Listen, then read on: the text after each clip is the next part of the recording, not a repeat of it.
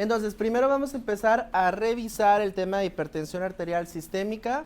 Esto debe dominarse ahora con nuestras manos, o sea, la palma de nuestras manos tiene que estar bien escrito este tema, porque es algo muy común que estén preguntando actualmente en la ENARM todos los temas relacionados a prevención y promoción de la salud.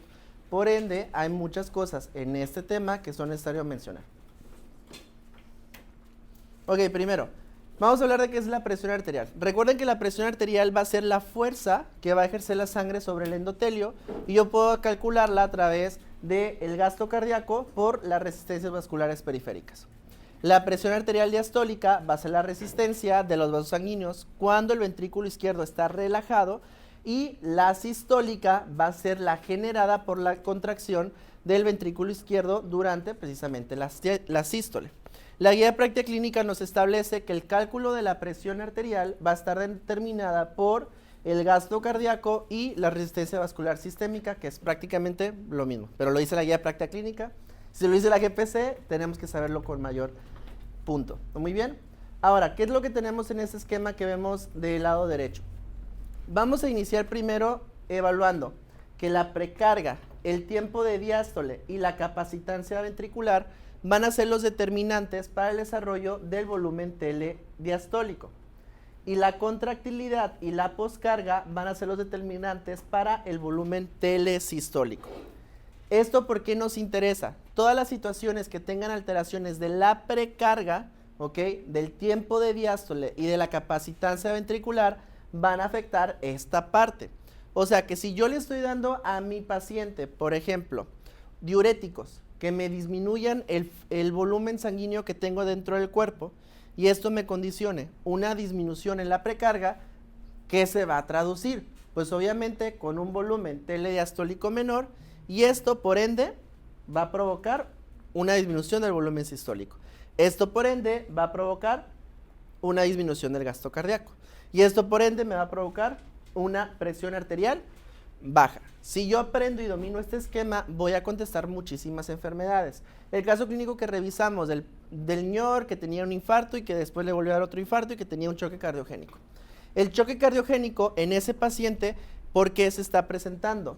Porque mi gasto cardíaco no funciona, porque el corazón no se mueve. Entonces, ¿qué es lo que me determina el gasto cardíaco y la presión arterial? Ya dijimos que el volumen sistólico. Ahora, si yo tengo un infarto, ¿en dónde está el problema? En la contractilidad, mi paciente no está teniendo un miocardio que se contrae, por ende, yo no voy a obtener un volumen telesistólico. Pero además, tu paciente que tiene un infarto agudo al miocardio y además está presentando con un choque cardiogénico, va a tener una deficiencia en la capacitancia ventricular, ¿ok? Si yo a esto, o sea, ya por sí el paciente estaba malito y le agregamos un diurético, ¿qué va a pasar? Pues voy a disminuirle la precarga. Entonces, si de por sí ya estaba malito, ahora yo lo puse más malito, ¿ok? Esto mismo yo lo puedo identificar en cualquier aspecto. Si yo utilizo un beta bloqueador que me disminuya la frecuencia del corazón, ¿qué es lo que hago? Le doy más tiempo a la diástole para llenarse. Muy bien, o sea, yo aumento el tiempo de diástole, aumento el volumen telediastólico y esto me va a provocar que me mejore el volumen sistólico y el gasto cardíaco. Es por esa razón que los pacientes que tienen un infarto agudo al miocardio, una de las estrategias es darles beta bloqueadores, ¿ok?, para disminuir la frecuencia cardíaca que me consume oxígeno y además también mejorar el gasto cardíaco. Lo mismo sucede en el paciente que tiene insuficiencia cardíaca. Un paciente con insuficiencia cardíaca, su corazón pues sí late, pero pues no sirve, o sea, es un corazón que no sirve. Entonces, si yo le pongo un beta bloqueador, hago que el corazón lata más despacito, tengo una diástole más grande, tengo un llenado de cavidades más grandes y esto que me va a dar como resultado un mejor gasto cardíaco, ¿ok? Y esto, pues clínicamente el paciente se va a sentir mejor, ¿ok? Lo mismo sucede, por ejemplo, cuando yo tengo alguna condición, digamos, un problema en la poscarga. ¿A quién, qué enfermedad se les ocurre que interviene en la poscarga? Díganme, una enfermedad o algo que diga, esto me va a afectar la poscarga. ¿Qué creen? Recuerden, la precarga es el corazón, precarga el corazón, mete la sangre, ¿ok? Carga, pues es lo que está pasando adentro. Poscarga es para yo poder sacar la sangrita, que puede hacer que me impida que mi corazón saque sangre. ¿Vale? Una hipertrofia ventricular, ¿por qué razón? Te va a disminuir la cavidad sistólica porque crece la masa del miocardio y esto hace que el volumen que yo expulso sea muchísimo menor, ¿ok? Que también estaría parte del volumen telediastólico en la capacitancia. Pero otra enfermedad, algo más interesante. Una TEP, por ejemplo, una tromboembolia pulmonar, va a inhibir ¿qué cosa? Pues la poscarga del ventrículo derecho. Muy bien. Y esto me va a generar que no pueda yo expulsar la sangre y me va a condicionar una disminución del volumen sistólico, gasto cardíaco, y por eso los pacientes se presentan hipotensión. ¿Qué creen que suceda cuando un paciente tiene un neumotórax a tensión? ¿Creen que se afecte el volumen sistólico? Pues sí, ¿verdad? Porque imaginemos, acá están los pulmoncitos, pero está lleno de aire, apachurran todo. Y si de por sí el corazón necesita cierta fuerza para sacar la sangre, si nosotros tenemos ahí algo que me está impidiendo que salga la sangre, pues ¿qué va a pasar? Pues voy a disminuir el volumen sistólico. Voy a, por ende, disminuir el gasto cardíaco y es por eso que el neumotórax a tensión se presenta con hipotensión. ¿Ven cómo esto lo podemos utilizar prácticamente en toda la vida? Si hubieran mandado, no en toda la vida, pero esto tenemos que memorizarlo y más porque la guía de práctica clínica no los plantea. Presión arterial es igual al gasto cardíaco por las resistencias vasculares sistémicas. ¿Qué es lo que sucede, por ejemplo, en un choque séptico? En un choque séptico, nosotros vamos a tener un proceso inflamatorio que va a condicionar una vasodilatación de todos los vasos sanguíneos, porque es un estado inflamatorio que libera citoquinas, ¿verdad? ¿Qué es lo que pasa con esas citoquinas que se liberan? Afectan los vasos sanguíneos periféricos. Recuerden que los vasos sanguíneos tienen que tener una contractilidad y esta contractilidad es lo que proporciona las resistencias vasculares. Si yo pierdo mi resistencia periférica total porque los vasos sanguíneos están abiertos, están vasodilatados, ¿qué le va a pasar a la presión arterial? Se va a caer. ¿Ok? Entonces por eso el choque séptico y cualquier choque que se presente con alteraciones en los vasos sanguíneos vasodilatadoras te van a provocar hipotensión. ¿Ok? Entonces fácil y sencillo. Hasta este esquema, ¿alguna duda o pregunta? ¿Todo bien? ¿Quedó claro? Ese esquema lo vamos a revisar múltiples ocasiones. Cuando veamos urgencias lo vamos a volver a revisar. Así, ese es algo que se les va a quedar grabado en su memoria. Hasta que pasen a traumas y pues ya, en trauma no. Ahí no se ven eso, no ven esa medicina. Ok, entonces, definiciones y grados. Primero, ¿qué me dice la guía de práctica clínica? La única que me importa, porque todas las demás ya en su futuro las aprenderé. Ciego, es que la te conozco a ti, Max. Sorry. Bueno, GPC me dice presión arterial sistólica arriba o igual a 140 y diastólica arriba o igual de 90 después de un examen repetido tomado en el consultorio. Eso es como yo integro el diagnóstico de hipertensión arterial sistémica. Sin embargo, van a existir varias clasificaciones de hipertensión arterial. Tenemos la de la 2017 de la AJA, que ahorita ya es 2021, 2020 de la ICH, y tenemos estas que vemos acá, que son las categorías que generalmente se utilizan. Óptima, normal, normal alta, hipertensión grado 1, grado 2, grado 3 e hipertensión arterial sistólica. ¿Qué nos dice la guía de práctica clínica? Bueno, la guía de práctica clínica nos pone todas estas. Nivel óptimo, las comparten igual. Menos de 120, menos de 80. Normal, 120 a 129 y de 80 a 84. Limítrofe o fronteriza, 130 a 139 y 85 a 89. Estadio 1, estadio 2 y estadio 3, si se fijan, se parecen exactamente igual a las anteriores que habíamos visto. O sea, grado 1, grado 2 y grado 3. ¿Ok? La limítrofe que marcan en la guía de práctica clínica es sinónimo de la normal alta. Tengan mucho cuidado porque en los simuladores ustedes van a encontrar que se refieran a normal alta y en el ENARM se refieran a limítrofe. Son exactamente lo mismo. ¿Ok? Vamos a tener hipertensión en diabetes mellitus tipo 2 o con daño renal, 135 más, 85 más, sistólica pura, diastólica pura, con monitoreo domiciliario, mapa día, mapa noche, bata blanca y enmascarada. En sí, nos tenemos que aprender únicamente hasta aquí, este de aquí. O sea, desde el nivel óptimo hasta el estadio 3 es lo que nosotros tenemos que estar dominando. Factores de riesgo importantes. La edad. Si nosotros aumentamos edad, tenemos mayor riesgo de hipertensión. Obesidad, factor de riesgo directamente relacionado. Historia familiar, 2 veces más común en 1 o 2 padres. Raza negra, se presenta con mayor hipertensión. Número reducido de nefronas. Esto también lo llegaron a preguntar en uno de los ENARM, que cuál es una de las causas que se relaciona. Y recuerden, si el paciente presentó lesión renal en la infancia, o en la adolescencia, o se presentó con agenesia renal, o tiene riñón único, estos pacientes tienen mayor riesgo de desarrollar hipertensión arterial, ¿ok? Únicamente por haber presentado esto. Las infecciones de vías urinarias recurrentes en la infancia también es un factor de riesgo de desarrollar hipertensión. Dieta alta en sodio, que se clasifica como mayor de 3 gramos día, no se olviden de estar apuntando los números. Consumo excesivo de alcohol e inactividad física. Siempre es importante establecer los factores de riesgo cardiovasculares de mis pacientes. Ya vimos que la edad se relaciona, tabaquismo, obesidad y todo lo demás. Esto es así textualmente, me lo pone la guía de práctica clínica. Prevalencia de hipertensión general 32.3%, en México del 25 al 30% y importante, 40% de los pacientes ignoran que tienen hipertensión arterial sistémica. No sé cuántos de ustedes ya estén trabajando. ¿Cuántos de ustedes ya están trabajando? Ya. ¿Cuántos pacientes les llegan que hasta te juran que no son hipertensos? Te dicen, no, doctor, yo no tengo hipertensión. Claro que no. No. Sí, o sea, me tomo la pastillita, pero nada más. A mí me dijeron que yo tenía prehipertensión.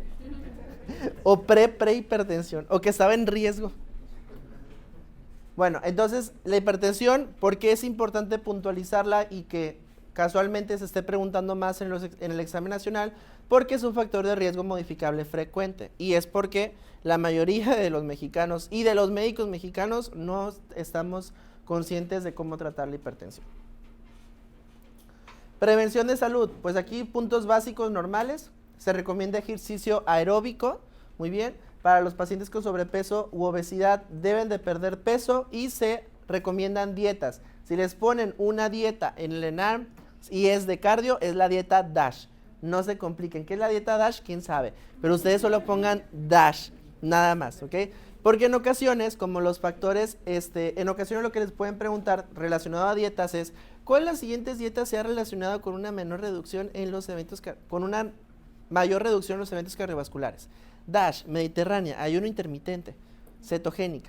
Bueno, la que está recomendada y la que ustedes deben decirle a los pacientes o cuando manden con un nutriólogo es la dieta DASH, que principalmente se enfoca en el consumo de granos, en el consumo de frutas, verduras, disminuir el consumo de procesados, o sea, refrescos, carnes, todo eso. Se recomienda disminuir o suspender el consumo de alcohol. Ingesta de alcohol, lo llegan a preguntar, pues eso quién sabe, son cosas que llegan a poner, pero son 14 unidades en hombres y 8 unidades en mujeres. Una unidad es igual a 125 mililitros de vino o 250 mililitros de cerveza. No hay que caer en los consumos excesivos ni en los estados de ebriedad y hay que recomendar suspender en completo el tabaquismo en los pacientes. No menos, no más, recomendación de la guía práctica clínica. Hasta aquí, ¿alguna duda o pregunta? ¿Todo bien? ¿Vamos bien? Si creen que voy muy rápido me dicen porque de repente me acelero. Ok, vamos ahora con la etiología. Recuerden que la hipertensión vamos a tener en sí la hipertensión que todos conocemos, la común y corriente, la hipertensión esencial, que si nos llega a dar a nosotros en algún momento hipertensión, ojalá y nos dé esto, porque es la más fácil de tratar. ¿Okay? Etiología multifactorial, aquí hablamos de factores genéticos, epigenéticos, culturales, sociales, ambientales, de todo tiene que ver con el desarrollo de hipertensión. Factores de riesgo no modificables, de acuerdo a la guía de práctica clínica, historia familiar positiva, raza y etnia, edad avanzada. Factores de riesgo modificables, sobrepeso y obesidad, es el mayor factor de riesgo modificable. Por si les llegan a preguntar, ¿cuál de los siguientes es el factor de riesgo que tiene más peso en la hipertensión? Bueno, es el sobrepeso y la obesidad. En factor de riesgo modificable. Diabetes no controlada, tabaquismo, consumo excesivo de alcohol, dieta alta en sodio, inactividad física y estrés psicológico. Vamos ahora con las partes que no nos queremos llegar a presentar. Causas de hipertensión secundaria. Recuerda que las causas de hipertensión secundaria van a ser las más comunes, las que te estoy poniendo.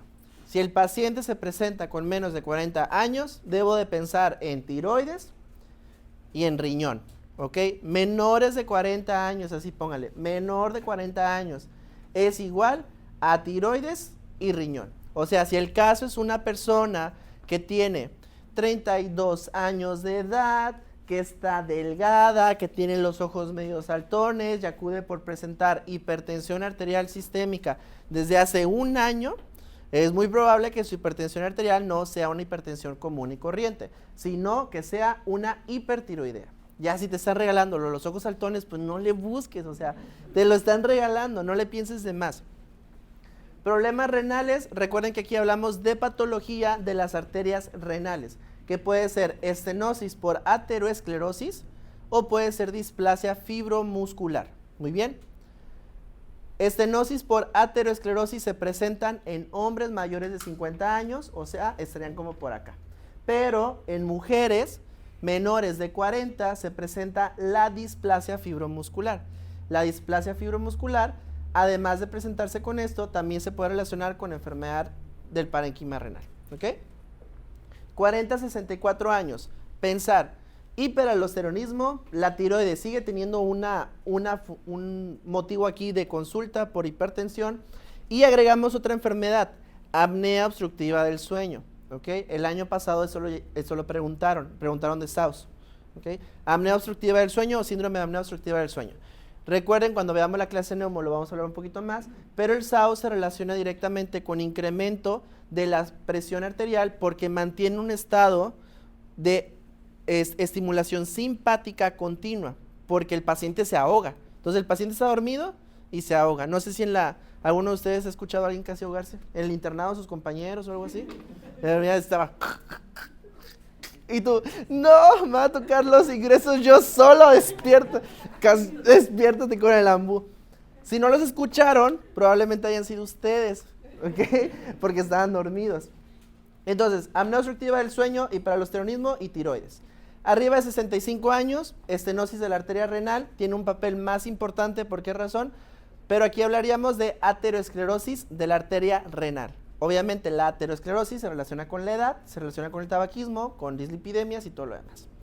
Causas más comunes en niños y adolescentes, vamos a incluir a enfermedad de parénquima renal y coartación de la aorta. Muy bien, o sea, en niños y adolescentes con hipertensión, sospechar problemas renales del parénquima renal y coartación de la aorta. Aquí podemos incluir, por ejemplo, a todas las tubulopatías, que Lidl, que Gittelman, que todas esas cosas que pronto se van a estresar, que creo que faltan como 4 semanas, 2 semanas para llegar a NEF. Pero pronto. Cuadro clínico de la hipertensión, no hay ciencia, realmente la hipertensión es asintomática, hasta que se producen complicaciones de daño en órgano blanco o se produce un aumento agudo de la presión arterial. En esta clase no vamos a hablar acerca de las emergencias hipertensivas, eso está en el módulo de urgencias, lo vamos a revisar después, ¿ok? Vaya, no se me estresen. Síntomas no específicos de la hipertensión, cefalea, eso es un síntoma muy común que van a decirle los pacientes. Si tu paciente te dice, es que todas las mañanas me duele la cabeza, pues dile que se tome la presión todas las mañanas, ¿ok? Porque es muy probable que tenga hipertensión. Mareos, tinnitus, epistaxis, molestias en el pecho, palpitaciones, pulsos fuertes, fatiga y trastornos del sueño también se relacionan con hipertensión y son síntomas no específicos, pero con un buen interrogatorio los podemos integrar. Otros cuadros clínicos, hablando específicamente de formas de daño a órgano blanco que nos dice la guía de práctica clínica, va a ser la rigidez arterial. Recuerda que esa se relaciona con ateroesclerosis. Hay una maniobra que se llama maniobra de Osler, que si tú sigues sintiendo el pulso a pesar de que aumentaste, inflases completamente el espingómetro, pues te está diciendo que esas arterias están rigidísimas y que no, o sea, muy probablemente inclusive te hable de hipertensión mal tomada. Pero ahorita vamos a hablar de ella. El electrocardiograma pues te da datos de hipertrofia ventricular izquierda, así también como un ecocardiograma.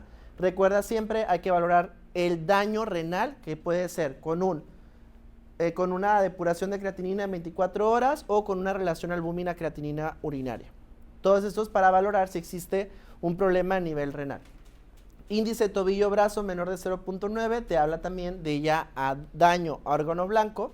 Cuando yo realizo una exploración de fondo de ojo con hemorragias o exudados o papiledema, me habla de retinopatía. Y así cada una de ellas, pues, insuficiencia cardíaca, fibrilación auricular, enfermedad arterial periférica. Es importante que nosotros cuando revisemos el caso clínico busquemos si no me están preguntando daño a órgano blanco, porque el daño a órgano blanco ya me habla, una, de que es una enfermedad que ya tiene muchísimo tiempo, y dos, de que muy probablemente el tratamiento que yo le vaya a dejar no vaya a ser una monoterapia, sino que sea una terapia dual o una terapia triple, o inclusive que me quieran preguntar específicamente daño a órgano blanco, pero yo ando ahí pensando en otras cosas de ¿qué le voy a dejar? ¿Metoprolol o carvedilol? Bueno, pues no. Variantes de hipertensión, tenemos la hipertensión de bata blanca, ¿la han escuchado? Sí, clasiquísima. Recomendación de la guía práctica clínica, hay que vigilar y confirmar el diagnóstico de hipertensión arterial. Eso es debido a que si yo le dejo medicamentos a mi paciente con hipertensión de bata blanca y no tiene hipertensión, pues se va a hipotensar y va a ir manejando por el puente de Tampico, se le va a bajar la presión, va a chocar y se va a morir. No, o sea, no tan drástico, pero pues sí lo ponen, que eso es una negligencia. Entonces hay que confirmar con mapa, o sea, mapeo ambulatorio de presión arterial o con tomas ambulatorias domiciliarias las cifras de presión arterial, ¿ok? El abordaje diagnóstico también requiere confirmarlo porque el paciente no va a tener el mismo riesgo que una persona que ya tiene diagnóstico de hipertensión. Tiene un riesgo menor, entonces vas a traer al paciente todo asustado y aparte va a creer que es un mentiroso porque él te dice, no doctor, es que yo en la casa salgo bien. Ay, ¿a poco aquí sales mal? Pues sí, es una hipertensión de bata blanca. Hipertensión enmascarada.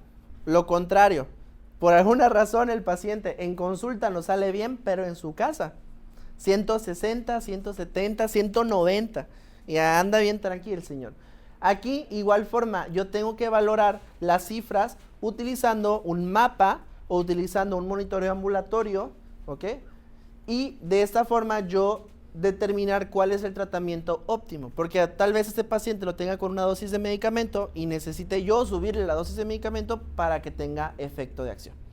Diferencias, este cuadrito nos dice la bata blanca, la presión arterial va a ser elevada, pero en el consultorio, y la enmascarada va a estar normal en el consultorio, o sea, es prácticamente lo opuesto. La bata blanca ocupa cambios en el estilo de vida y la enmascarada va a ser un tratamiento farmacológico, ¿ok? Esa es la principal importancia. Si tú en el ENARM diagnosticas una hipertensión enmascarada, pero le dejas cambios en el estilo de vida, pues no la estás diagnosticando, la estás tratando como una hipertensión de bata blanca, ¿ok? Hay que tener cuidado con eso. Bata blanca, importante, la guía práctica clínica nos dice que hay una conversión sostenida de 1 a 5% al año a hipertensión común y corriente. La enmascarada va a tener el mismo riesgo cardiovascular de un paciente que tenga hipertensión, ¿ok? Es por eso que la enmascarada se debe tratar, la bata blanca, cambios en el estilo de vida y vigilancia continua. La sistólica aislada, hay que hacerle cambios en el estilo de vida y aquí principalmente vamos a encontrarla en pacientes que tienen una disminución en la elasticidad de las arterias. Y generalmente se relaciona con el envejecimiento, pero se puede relacionar a un aumento del gasto cardíaco en trastornos como anemia, hipertiroidismo, insuficiencia aórtica crónica o fístulas arteriovenosas. Punto muy importante, si yo les digo que una paciente de 40 años tiene hipertensión, no tiene ningún factor de riesgo, ¿ok? pero además de eso, ella te refiere que tiene sus sangrados menstruales muy, pero muy abundantes desde hace 6 meses, ya ha ido con 5 gines y nadie le hace caso, está taquicárdica, y tú le tomas un estudio, una biometría hemática, y sale que tiene hemoglobina de 8, ¿ok? Esa paciente, cuando tú le tomes la presión arterial, probablemente te salga una hipertensión sistólica aislada, ¿sí? Te va a salir 150, 85, o 160, 88, y dices, no concuerda esto. Ahí, esa paciente, ¿qué diagnóstico creen que tenga? Les vuelvo a repetir, es una mujer, 40 años, sangrado menstrual muy, pero muy abundante, anemia de 6, se presenta con, obviamente, datos de anemia, taquicardia e hipertensión sistólica aislada. ¿Diagnóstico? Miomas uterinos. Clasiquísimo que que te llegan a la consulta. ¿Por qué razón? No sé. Y van con un buen de personas y nadie se pone a pensar, oye, ¿y si esa señora tiene miomas? Y le dan beta bloqueador porque está taquicárdica, le dan antihipertensivos, 3 antihipertensivos, y nadie se pone a hacer el ejercicio clínico. ¿Y cómo le vas a curar la hipertensión a ella? Pues quitándole los miomas. En ocasiones el daño es tan crónico que las pacientes se quedan hipertensas, o ella es hipertensa por sí sola, pero pues además está taquicárdica porque tiene los miomas, ¿ok? Principalmente por la anemia. Entonces, todos estos pacientes podemos ofrecer un diurético tiacídico o antagonistas de receptores hidropiridínicos de calcio, buscando un objetivo de una TA sistólica de 140. Únicamente cuando son hipertensiones sistólicas aisladas, ¿ok? Si es una hipertensión normal, común y corriente, que se presenta con elevación sistólica y diastólica, nos vamos a las directrices que están empleadas, ¿ok? Ok, hasta aquí, ¿dudas, preguntas, comentarios, sugerencias, propuestas? ¿No? El abordaje, ¿cómo vamos a hacer el abordaje de esos pacientes? Obviamente tenemos que valorar el tiempo de diagnóstico que tiene, ¿ok? No es lo mismo un paciente que tiene 10 años de hipertensión arterial a un paciente que tiene 1 año de hipertensión arterial, eso es definitivo. Registro de la presión arterial, registro de los medicamentos, antecedentes heredofamiliares, importante, recuerden que la guía práctica clínica nos dice, es más común la hipertensión arterial en pacientes que tienen antecedentes familiares. Entonces yo tengo que buscar antecedentes familiares. Evaluación del estilo de vida, antecedentes personales patológicos, embarazos previos y uso de alcohol o drogas, ¿ok? Hay que buscar síntomas de datos que me hablen de daño a órgano blanco. HMOD es la abreviatura en inglés de daño a órgano blanco. O sea, daño a órgano blanco, ¿qué es lo que dijimos? Bueno, yo voy a buscar en ojos, papiledema, hemorragias. Voy a buscar en corazón. ¿Qué voy a buscar en corazón? Electrocardiograma, ¿qué me va a decir? Hipertrofia del ventrículo izquierdo, ¿ok? Riñón, ¿en riñón qué voy a buscar? Microalbuminuria, ¿ok? Entonces todo eso es lo que yo tengo que estar buscando. ¿Cómo voy a buscar en periferia?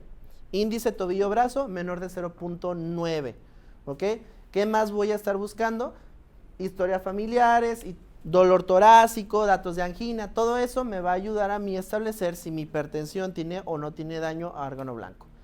Causas de hipertensión secundarias, yo las voy a buscar cuando el paciente se presente desde muy temprana edad con hipertensión, cuando el paciente cumpla, o bueno, más bien no cumpla con los estándares, o sea, no es un paciente que yo veo con sobrepeso, con obesidad, con dislipidemia, no tiene antecedentes familiares, ni siquiera es mexicano el señor y tiene hipertensión. ¿Cómo está eso? A los 30 años. Bueno, pues yo ya empiezo a buscar causas que me puedan orientar. De acuerdo a la edad, ya saben, vamos a buscar específicamente qué tipos de enfermedades tenemos. Todo eso es importante, siempre hay que enfocarnos en el sobrepeso, en la obesidad y en el perímetro abdominal. Hay que palpar glándulas tiroideas, hay que estar enfocándonos en distintas cosas, por ejemplo, manchas café con leche, puede ser una causa de neurofibromatosis o de feocromocitoma y esto se relaciona con la hipertensión. Pulsos, diferencias de pulsos, me pueden hablar de coartación aórtica. Si tiene datos de acromegalia, mandíbula grande, manos grandotas, el vato mide como 2.10, entonces ya yo estoy buscando y puede ser hipertensión arterial. Entonces todo esto viene encaminado a que cuando a ti te pongan en el ENARM búsqueda de hipertensión secundaria, se te tiene que activar todos los sentidos. Causas, bueno, veo la edad, veo los datos que me están dando, veo qué otra información estoy obteniendo, veo qué tratamientos ha respondido, ¿es refractaria o no es refractaria? para que ustedes vayan a tener un acierto correcto. Toma adecuada de la presión arterial, eso realmente nunca lo han preguntado, pero viene en la guía de práctica clínica. Pero para cultura general, todos debemos de saberlo. Recuerden, el paciente tiene que estar sentado, mínimo 5 minutos, de recomendación son 15, pero mínimo 5 minutos sentado, sin estrés ni nada, y ahí donde lo tienes sentado, le vas a tomar la presión. No es de que lo pare, está sentado aquí, y siéntate acá. No, o sea, sentado es donde le vas a tomar la presión, mínimo 5 minutos. El espingómetro tiene que estar de acuerdo al tamaño del brazo del paciente.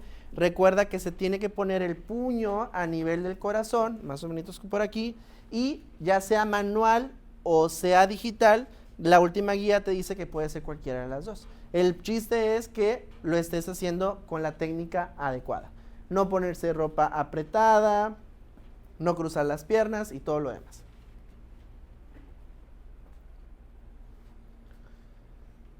Detección y tamizajes. Eso es importante que nosotros lo sepamos porque son los puntos que a veces ponen en el ENARM. Tamizajes anuales, personas mayores de 40 años y adultos de cualquier edad con factores de riesgo, ¿ok? Esos son los puntos que tenemos que hacer. O sea, toda persona arriba de 40 años se tiene que hacer detección de hipertensión arterial. Detecciones cada 3 a 5 años, personas de 18 a 39 años de edad con hipertensión arterial previamente normal, pero que tengan, bueno, y sin factores de riesgo, pero que estén arriba, aquí faltó, arriba de 35 años, ¿ok? Entonces, la detección cada 3 a 5 años, perdón, me confundí. De 18 a 39 años de edad, todos que tengamos previamente presión arterial normal, o sea, que sea menor de 130/85 y sin factores de riesgo. El método, como ya les había dicho, tenemos que evaluar adecuadamente la toma de la presión arterial.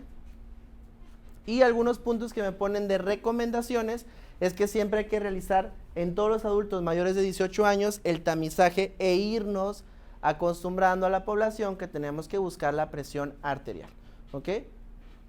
Porque si no después tienen 50, 60 y salen con la presión arterial elevada. ¿Cómo confirmamos el diagnóstico? ¿Cuántos en su consulta le han dicho, usted tiene hipertensión arterial? Nada es porque se la tomaron luego, o porque salió alta. Pues no, eso está mal. O sea, pero muchas veces cuando estamos, no sé, en un consultorio en servicio social o en un consultorio de farmacia o en un consultorio privado, que el paciente regrese para, no te puedo decir si no regresas otra vez. Va a decir el paciente, pues me quiere cobrar doble este señor. Entonces, pues no podemos. Pero lo correcto sería que nosotros evaluemos al menos 2 tomas en diferentes horarios para poder hacer el diagnóstico. ¿Qué nos dice la guía de práctica clínica? Se recomienda tomar al menos 2 a 3 veces la presión arterial durante diferentes visitas con el médico para poder diagnosticarla. Así que, a pesar de que sean prácticas que nosotros hacemos de forma cotidiana en nuestros consultorios o en nuestra profesión, recuerden que el ENARM no es nuestra profesión. Entonces tenemos que plantearnos lo que nos pide la guía de práctica clínica. Y el diagnóstico, aquí lo están poniendo de método ambulatorio, se establecerá con cifras medias de presión arterial sistólica arriba o igual a 135 o diastólica arriba igual a 85 en domicilio durante 7 días, con 2 tomas de presión arterial por mañana y 2 tomas por la tarde, descartando el primer día. Muy complicado. Vamos a quedarnos nada más con pero que recuerden, el diagnóstico no se puede hacer con una única medición. Se tiene que hacer mínimo 2 a 3 veces la presión arterial. Y nosotros tendremos algunos métodos. Podemos realizar el MAPA, que es la medición ambulatoria de la presión arterial, que es el método preferido para hacer el diagnóstico. Obviamente, si ustedes manejan mapas en sus consultorios, pues va a ser mucho más beneficioso, porque le pueden decir, no, es que pudiese no tenerlo, oiga. Hay que hacerse el estudio. Bueno, entonces, si no obtenemos eso, monitoreo de la presión arterial en el hogar, cómprese ahí su baumanómetro, chéqueselo y ya, regístrelo, y regrese otra vez para que yo le pueda dar medicamento. No hacen mal, o sea, la pueden aplicar. Estrategias de negocios, ENARM negocios. Ok, segundo punto, diagnóstico. Ya diagnostiqué la presión arterial, ya le doy la bendición a mi paciente, no. Eso sí, tenemos que evaluarlo bien. Todos los pacientes tenemos que hacerles cálculo de riesgo cardiovascular, no se les olvide, viene en la guía de práctica clínica, es importante para el ENARM, viene como recomendación, se recomienda la evaluación sistemática del riesgo cardiovascular en todos los pacientes.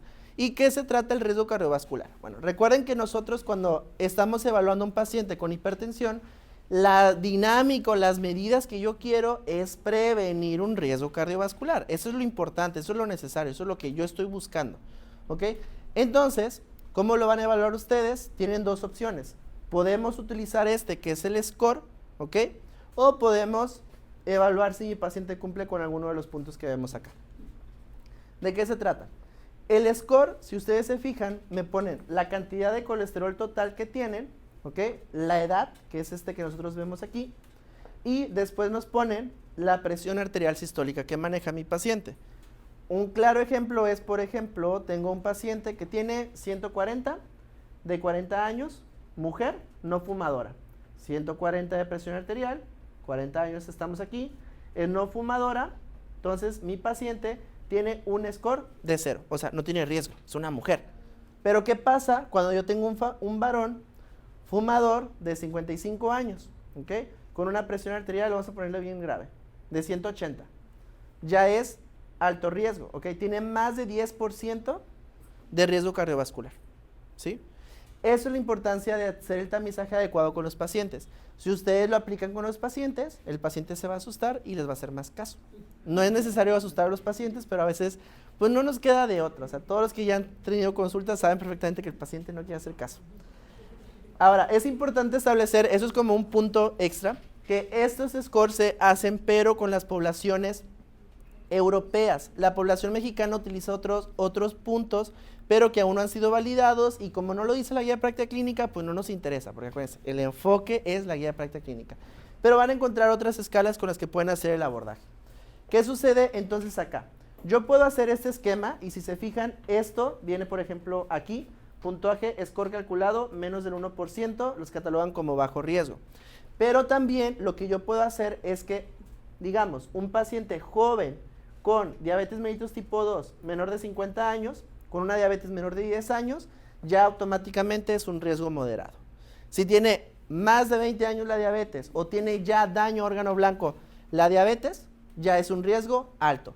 Si ya tuvo un evento cardiovascular, un infarto, una angina, un EBC, ya es un riesgo muy alto. Y esta evaluación de riesgo cardiovascular nos ayuda a la hora de crear estrategias para el tratamiento de las dislipidemias. Porque acuérdense que el LDL y la presión arterial y la diabetes se relacionan directamente con la mortalidad cardiovascular. La diabetes la tratas, la presión arterial la tratas, pero la dislipidemia muchas veces no la tratamos. Entonces el objetivo es, con este score, saber cuál es la meta y el objetivo que quiero con mi paciente. ¿Ok? Ahí en sus maletitas hay unas de estas cosas, algunos no las tienen, tienen otro librito. Que está en carpeta igual. ¿Qué? Ah, falta. Sí. No, es. No, falta un kit, ¿no? Bueno, ahorita te damos uno.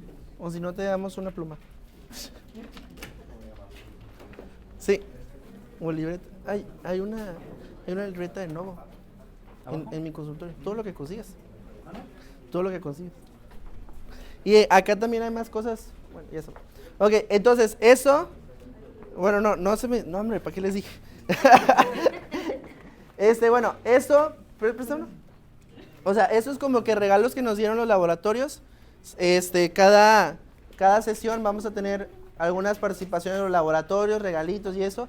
Solamente necesitan dejar su firma, su cédula. Ahorita no les pidieron cédula, pero digo, hay que tratar de hacer business todos, ¿no? Entonces, ¿cómo utilizan eso en sus consultorios? Si tú te fijas, aquí viene la edad, ¿ok? Edad. Y aquí viene tu cifra de presión arterial y el IMC que tiene tu paciente, ¿ok? Tú ya nada más ves, o sea, tenemos una paciente, no sé, de 50 a 54 años de edad, con un IMC de 30 y una presión arterial sistólica de 140, bueno, tú ya le puedes decir rápidamente a la paciente, señora, tiene 10 a 19% de riesgo de muerte a los 10 años. Aquí dice, mire, no lo digo yo, lo dice aquí, o sea, nada más para eso es. Y se espanta. Y la señora, no vaya. Y ya, o sea, principalmente para eso les sirven, ¿ok? Ahorita siguen viendo sus carpetitas. Acabando hipertensión, les doy una chance para que vean lo que encontraron. Ok, entonces, evaluación en pacientes recién diagnosticados. ¿Qué es lo que yo voy a hacer? Ya hice el diagnóstico, ya le hice y calculé el riesgo cardiovascular. Bueno, lo siguiente es glucosa plasmática, preferiblemente en ayuno. Obviamente todo su perfil de lípidos. Ácido úrico, recuerden que el ácido úrico se relaciona con mortalidad cardiovascular, por ende tengo que tratar de identificar causas que lo mejoren. Y otras cosas más, para mi consideración, un poco más allá de lo que necesitamos, radiografía de tórax, electrocardiograma y todo lo demás. Esto realmente, rayos X, fundoscopía, electrocardiograma, examen general de orina, sería evaluación de cada uno como profesionista. Si nosotros le planteamos al paciente que acaba de hacerse el diagnóstico de hipertensión arterial, ¿cuánto le saldría todo esto? Le saldrían como unos 2,000, 3,000 pesos, si bien le va. Porque son un buen de cosas, rayos X, fundoscopía, electro. ¿Y quién le va a hacer la fundoscopía? El oftalmo, pues nosotros no sabemos ver fondo de ojo. No nos enseñaron en la facultad. Entonces, pues, esto únicamente es para que ustedes lo tengan presente a la hora de contestar el examen de residencias médicas, que todo esto es lo que hay que solicitar, todo es importante. Y casos especiales de acuerdo a la patología que tú sospeches. Si crees que tu paciente ya tiene hipertensión, daño órgano blanco, con afectación en el corazón, ecocardiograma. Si crees que tiene una hipertensión secundaria relacionada con hormonas tiroideas, perfil tiroideo. Si crees que tiene diabetes, pues le pides hemoglobina glicosilada o curva de tolerancia y pues todo lo demás. Presión aórtica central, pues eso ¿quién lo hace? Pues, aquí no se hace. Igual, eso es lo mismo, o sea, todos los estudios que nosotros tenemos que estar evaluando en cada uno de los pacientes. Toma mucha importancia esto para que lo tengan ustedes presentes como futuros médicos del país y de México. Es de las funciones la función hepática, ¿ok? Actualmente todo es cardio, todos les gusta lo cardio, pero la cirrosis hepática y principalmente también enfocándonos principalmente el hígado graso no alcohólico, está tomando mucha importancia. Enfóquense en sus pacientes, pídanles perfil de lípidos y perfil de pruebas de función hepática, por favor, se los van a agradecer en un futuro. Vamos a entonces buscar específicamente daños a órganos blancos, no nos vamos a enfocar mucho aquí. Efectos de hipertensión, voy a buscar en el electrocardiograma qué cosas. Voy a buscar, si me cumple mi paciente, criterios de Sokolow Lyon para buscar hipertrofia del ventrículo izquierdo. Muy bien, algunos otros criterios que puedo valorar es la R en ABL y S de B3 más R de ABL, que generalmente aquí nosotros utilizamos la fórmula de Cornell, ¿ok? ¿Esto lo puedes realizar tú a la hora de estar contestando el ENARM? No se puede, es muy complicado y es muy difícil. Entonces, mejor trata de visualizar, en el siguiente sábado nos vamos a enfocar en los electros, pero de cómo vas a estar observando un paciente que tiene una hipertrofia del ventrículo izquierdo. Acuérdense que aquí importan mucho los patrones y la forma en que lo vemos, ¿ok? ¿Cómo voy a saber que un paciente tiene hipertrofia del ventrículo izquierdo? Hay un dato que es muy importante, que muchas veces los puede llegar a confundir en que se trate de un infarto. Si ustedes se fijan, tenemos una depresión del ST, ¿ok? En B5, B6, nada más, B5 y B6. Estos datos de depresión del ST lo que hacen referencia realmente es sobrecarga del ventrículo izquierdo. O sea, el ventrículo izquierdo está más grande de lo habitual. ¿Qué puede ser? Porque aumentó la masa o porque el paciente tiene una falla. En el contexto del paciente que es un hipertenso común y corriente, pero que tiene más de 20 años y que tú encuentras esto, te habla de que ya tenemos daño a órgano blanco. Si le haces un ecocardiograma, muy probablemente el paciente vaya a tener una hipertrofia del ventrículo izquierdo. Eso es lo más común, lo más habitual. Eso sin obviamente hacerle los cálculos. Para fines del ENARM, yo les recomiendo mucho que empiecen a memorizar patrones, empiecen a memorizar cómo se ven cada uno de los electros, porque es más sencillo y es más rentable. Porque a la hora te vas a acordar, ay, ¿cómo era la fórmula de Sokolow Lyon? Y vas a estar, ay, no. Es imposible, o sea, no lo vas a poder hacer, ¿ok? El ecocardiograma, como ya les había dicho, se va a recomendar cuando yo esté buscando algún problema en el corazón relacionado a crecimientos o a valvulopatías. Otras opciones diagnósticas puede ser la resonancia magnética. No hay mucho el que enfocarnos ahorita. Para fines del ENARM, solo consideren que el ecocardiograma se va a dejar únicamente en sospecha de patología estructural. Nada más. Si es un paciente con hipertensión que no tiene datos electrocardiográficos, no le vas a estar pidiendo un ecocardiograma. Muy bien. Otro va a ser evaluar la presencia de las placas de ateroma. Aquí nosotros podemos realizar un ultrasonido Doppler de carótidas, un ultrasonido Doppler de femorales. Aquí también, por ejemplo, entraría casi como el mismo estudio, el ultrasonido que hacemos en los pacientes con sospecha de estenosis renal aterotrombótica, pues sería prácticamente lo mismo, un ultrasonido Doppler de las arterias renales. Velocidad de onda pulsada e índice tobillo-brazo son otras opciones que utilizamos para evaluar enfermedad arterial periférica. Pero recuerden, todas estas son para descartar o confirmar la presencia de enfermedad a órgano blanco o de daño a órgano blanco en pacientes hipertensos.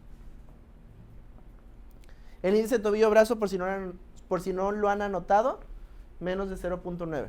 Anótelo. Un índice menor de 0.9 nos habla de enfermedad arterial de extremidades inferiores.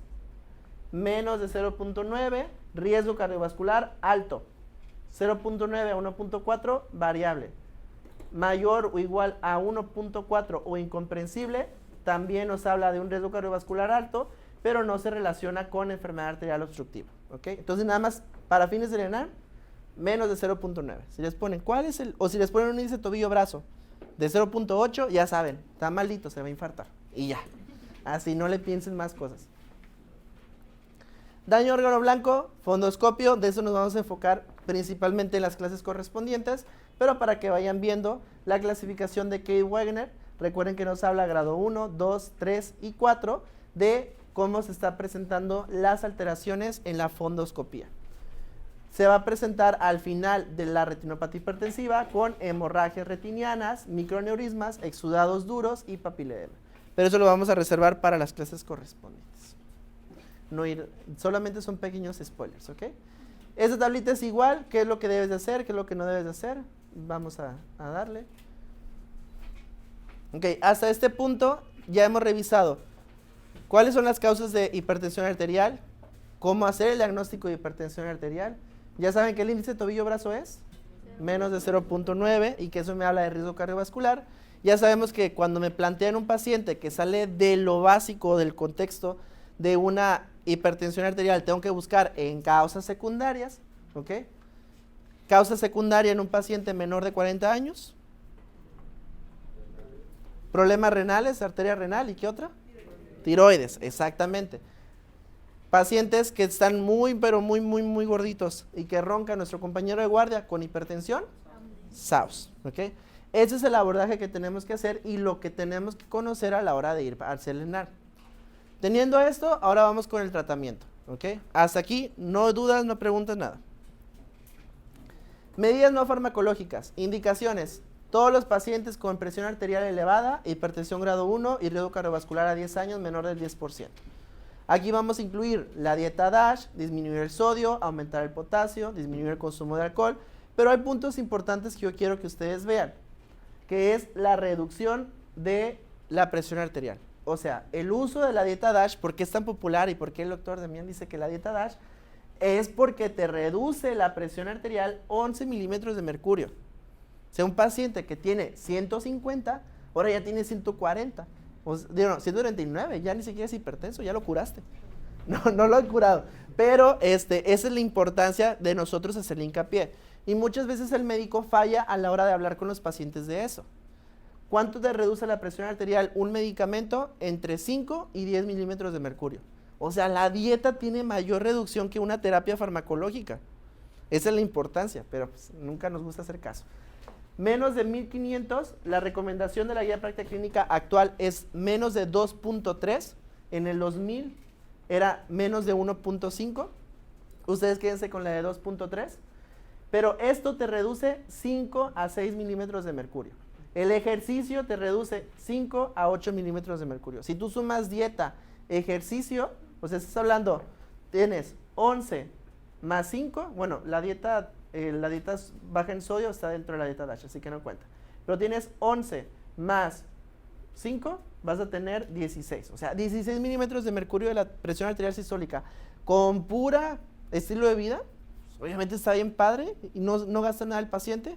Ah, pero dile eso al paciente, no. Cuando les digan, el medicamento está caro, ustedes díganle eso. Con la pura dieta y con el puro ejercicio, se lo estaré ahorrando, pero no quiere gastar. Así que no me reclame que el medicamento está caro. Tratamiento farmacológico, ¿cuándo, cómo y en quiénes? Todos los adultos que se diagnostiquen con hipertensión arterial se les debe dar tratamiento farmacológico. Sin embargo, hay que evaluar muy bien en los pacientes que tienen limítrofe o normal alta, o sea, arriba de 130, arriba de 80 con alguno de los siguientes. Que ya tengan alguna manifestación cardiovascular clínica, enfermedad arterial, índice tobillo-brazo, menor a 0.9, es lo único que sabes saber. No me preguntaron el índice tobillo-brazo. Riesgo cardiovascular a 10 años mayor al 10%, que eso yo se lo hago cuando saco mi tablita, mi ruedita esta, y le hago el cálculo, ¿verdad? Entonces, si tienen más de riesgo de 10 años, hay que darle tratamiento. Todos los adultos con presión arterial sistólica arriba de 140, arriba igual a 140, o diastólica arriba igual a 90, hay que darles tratamiento antihipertensivo. Vamos a tener dos opciones de tratamiento. Tratamiento inicial se puede en monoterapia cuando es hipertensión grado 1 nada más, y el resto tienen que ser terapias combinadas, ¿ok?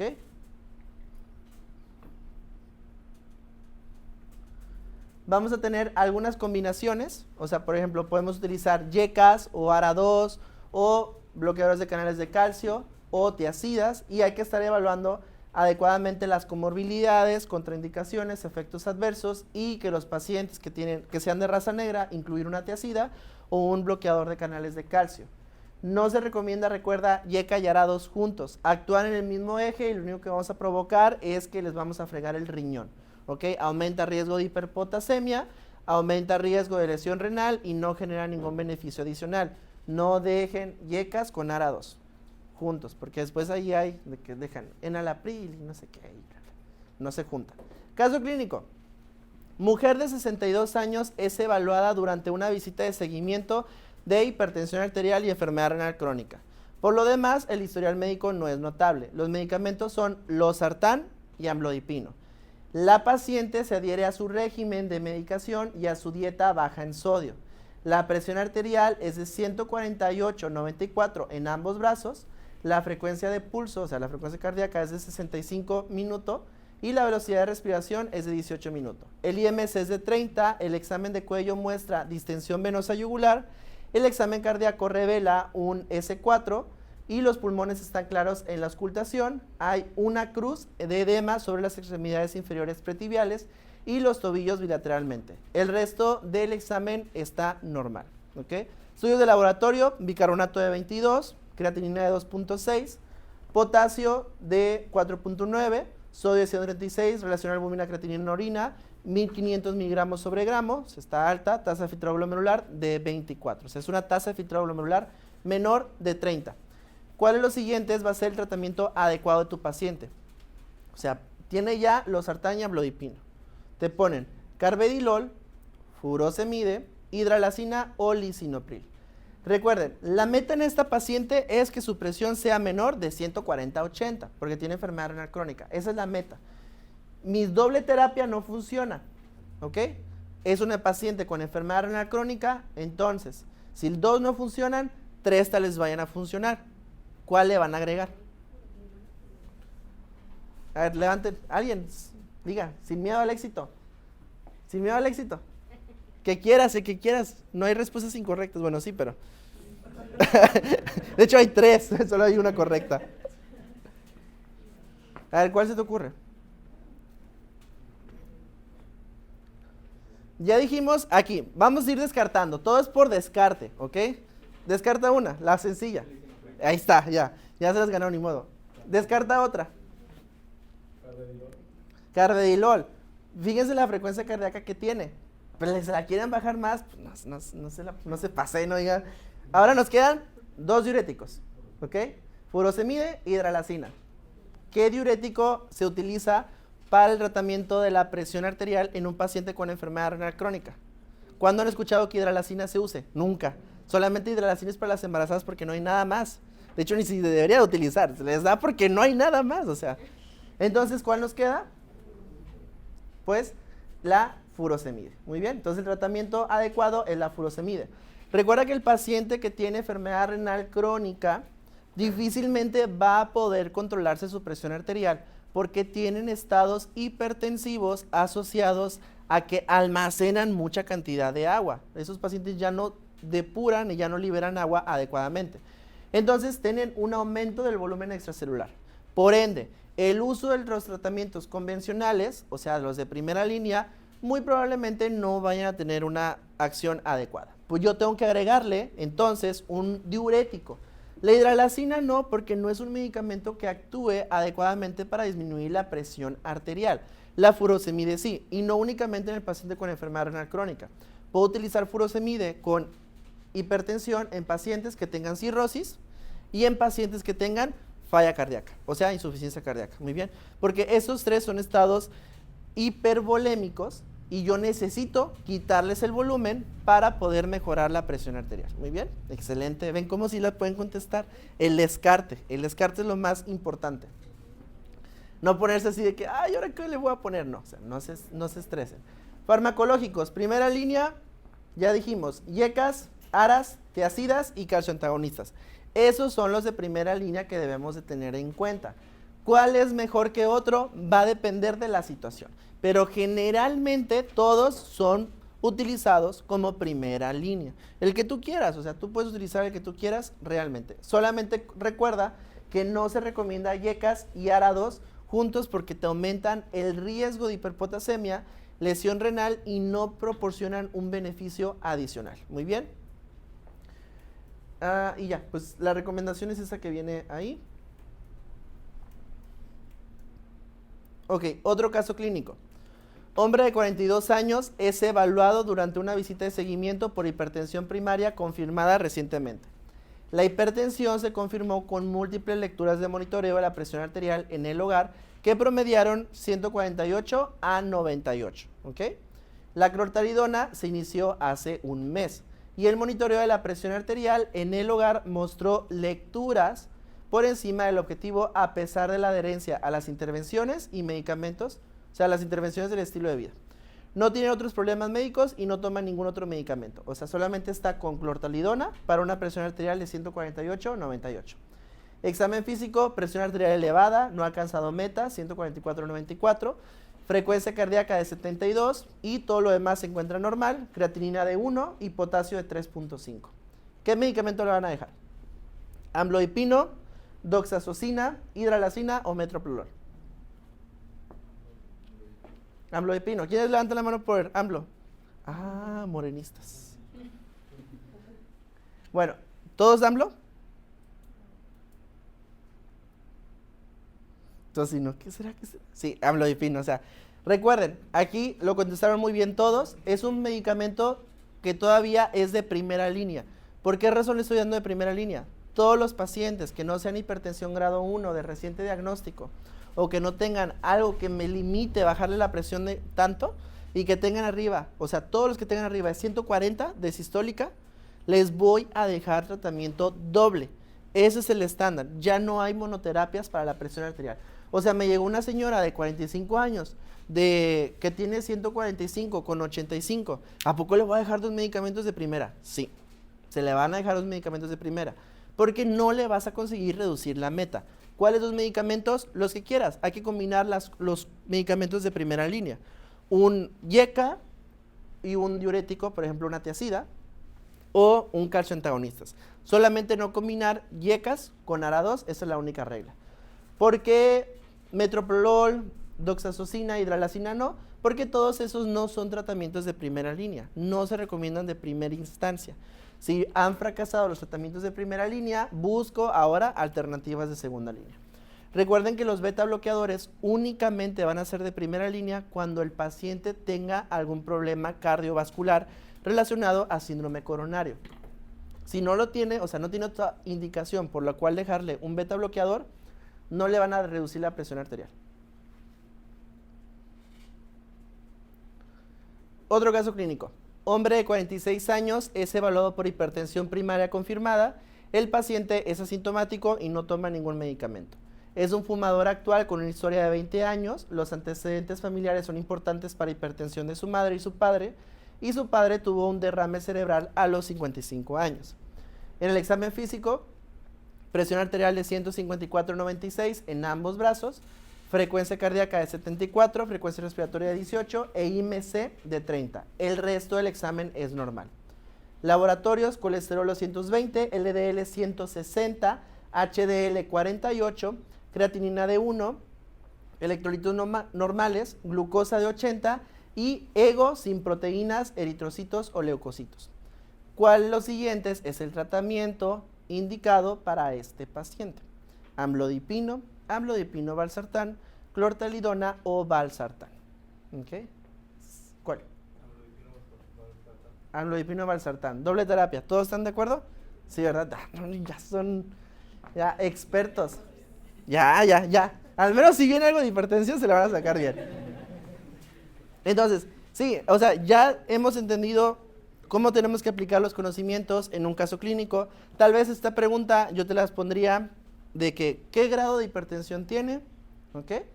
Después, ¿qué tratamiento tiene? Y por último les pondría, ¿cuál es el factor de riesgo modificable más importante? Sobrepeso y obesidad, que ya lo habíamos dicho. O sea, ese sería un escalonado de preguntas y la más difícil sería, evidentemente, amlodipino con valsartán. Y va a llegar un punto en el que nosotros nos estemos desarrollando unas clases que van a decir, ay, pero eso está bien fácil. Pero no está tan fácil. O sea, no es fácil que te lo expliquen, que se den el tiempo para explicártelo. O sea, entonces, no olviden eso, tampoco. Más que nada porque muchas veces ustedes van a tener, no sé, amigos o se juntan y bla, bla y todo eso. Y, ay, tú porque ni sabes nada. No, o sea, no hay que perder nunca. Y cuando sean especialistas tampoco nunca pierdan los pies del piso. Lo primero que hacen todos, lo primero que prometen y lo primero que hacen. Pero ustedes no lo hagan, ¿ok? Entonces, tratamiento de primera línea, siempre que tengan arriba de 140, doble terapia, siempre de ley. Otra pregunta, mujer de 52 años es evaluada durante una visita de seguimiento por hipertensión. Está con losartán y clortalidona hace un mes, o sea, tiene terapia doble. Ella se adhiere a su régimen de medicación y a su dieta baja en sodio, no tiene problemas médicos y no toma ningún otro medicamento. El electrocardiograma anterior y los resultados de un perfil metabólico completo y el análisis de orina fueron normales. Su presión arterial es 145/82, frecuencia cardíaca de 70 y todo lo demás es normal. Creatinina sérica 0.8 y potasio de 3.6. ¿Cuál de los siguientes es el tratamiento más apropiado para esta paciente? Alisquireno, amlodipino, hidralazina o hidroclorotiazida. Ya está con losartán y clortalidona. ¿Seguros? Sí. Ay, no. El tratamiento es amlodipino. La clortalidona es un medicamento parecido a la hidroclorotiazida, o sea, no le darían dando dos, o sea, no porque sean dos funciona mejor. Sin embargo, la clortalidona es un medicamento que por alguna razón en México no usamos mucho, pero en Estados Unidos sí se usa más. Entonces, pero eso independientemente. ¿Por qué no era hidroclorotiazida? Porque ya tenía un medicamento similar, ¿ok? Nada más por eso. Pero si, por ejemplo, hubiese sido amlodipino o valsartán, ¿y qué había que agregarle? La opción si hubiese sido correcta, hidroclorotiazida, ¿ok? Aquí, ¿por qué amlodipino? Porque es el otro tratamiento de primera línea, ¿sí? Nada más. Entonces, tú puedes utilizar dos estrategias siempre al control de la presión arterial. Esto es muy importante también que lo entiendan, porque van a escuchar, es que no debes de subir el medicamento a tope, debes de agregar. Y otras personas dicen, no, es que debes de subir primero a tope antes de agregar, ¿ok? Porque existe una discrepancia en qué es mejor, si una terapia doble o triple, pero en dosis bajas, o una terapia doble a dosis altas, ¿ok? ¿Qué es lo que tienen que hacer ustedes? No preocuparse por eso. El ENARM únicamente Primera línea, nada más. Todo eso se los puntualizo porque muchas veces ustedes están haciendo un simulacro y bla, bla, y viene en el texto. La recomendación actual es agregar múltiples terapias y no subir para evitar efectos adversos. Y después otro te pone, no, es que no, o sea, no, es una pelea, es un debate, lo van a encontrar por ahí en algún momento. Max no, porque pues va a pasar a trauma, pero todos los demás sí creo. Siguiente caso. Mujer de 52 años es evaluada durante una visita de seguimiento para el manejo de la hipertensión, tiene 10 años con diabetes mellitus, retinopatía diabética hace un año y también tiene obesidad e hiperlipidemia. Los medicamentos que está tomando son hidroclorotiazida, metformina, EMPA, atorva y en el examen físico una TA de 138/86 y el resto de los signos están normales. IMC de 32 y el resto del examen es normal.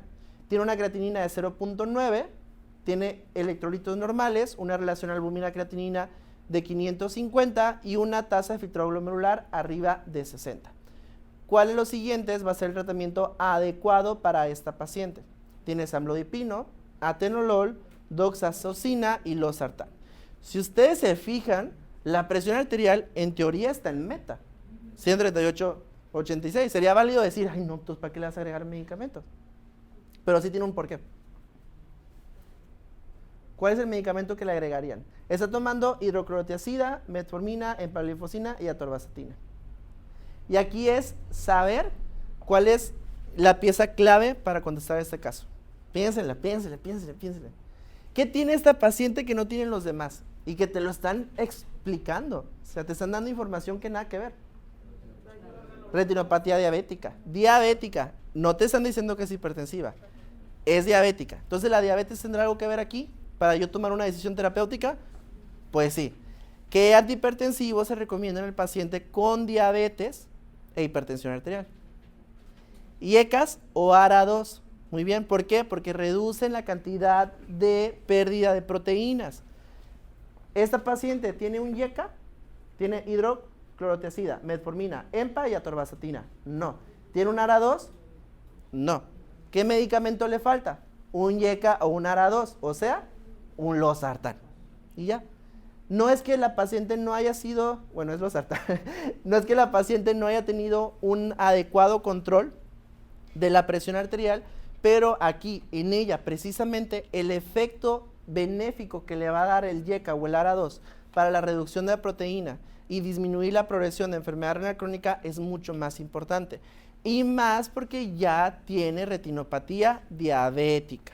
Muy bien, entonces muchas veces la pregunta parece que no tiene un poco de lógica, pero hay que ver un poquito más allá. Hay que buscar eso que les digo. Vean lo que está de sobra. En ninguno nos habían puesto nada acerca de retinopatía diabética y todo eso. O sea, ¿eso qué? Pues eso no lo uso para tomar una decisión terapéutica. O tal vez sí, que fue en este caso. Muy bien. Tratamientos de segunda línea. Vamos a tener beta bloqueadores, diuréticos de asa, diuréticos ahorradores de potasio, inhibidores directos de la renina, que es el alisquiren, por quien se lo preguntaba, ahí está, inhibidores directos de la renina, bloqueadores alfa 1, agonistas alfa 2 y vasodilatadores arteriolares directos. ¿Cuáles son los que más normalmente utilizamos? Los beta bloqueadores, como les había dicho, va a ser de primera línea cuando haya indicación. Otra pregunta, ojo, paciente con hipertensión y migraña, beta bloqueador, porque el beta bloqueador es un medicamento que se utiliza de prevención o de profilaxis de migraña. Entonces, si tiene hipertensión y además tiene migraña, pues ya la armaste, ahí le pones su beta bloqueador. Tirotoxicosis, recuerden que los beta bloqueadores disminuyen la tasa de conversión de, ¿cómo se llama? De T3 a T4, y esto ayuda obviamente a tratar la tirotoxicosis. Entonces, en tirotoxicosis también se dejan beta bloqueadores si están hipertensivos. Diuréticos de asa, dijimos estados congestivos, o sea, enfermedad renal crónica, falla cardíaca, cirrosis, los podemos dar. Diuréticos ahorradores de potasio, antagonistas de la aldosterona principalmente, espironolactona o eplerenona. Todos estos se van a dar y se van a dar principalmente en hiperaldosteronismo primario o que mi paciente tenga una hipertensión resistente. Ahorita vamos a ver qué es lo que significa la hipertensión resistente. Todos los demás Generalmente va a ser muy raro que los vayan a utilizar, es muy raro que les vayan a preguntar, no se enfoquen en esos, únicamente hasta aquí. Sabemos que el prazosin muchas veces se va a utilizar en pacientes, bueno, la indicación así absoluta sería prazosin en feocromocitoma, o también se puede utilizar cuando no consigamos controlar la presión. En pacientes con enfermedad renal crónica, que ya no les puedes dar IECAS, ARA2, que no tienen para comprar más medicamento, le dejas un prazosin y ahí la subes la dosis hasta dosis de caballo y amarra.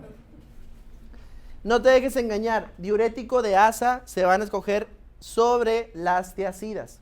Recuerden que la enfermedad renal crónica, debajo de una tasa de filtrado glomerular de 30, ya no tiene una eficacia para las tiacidas.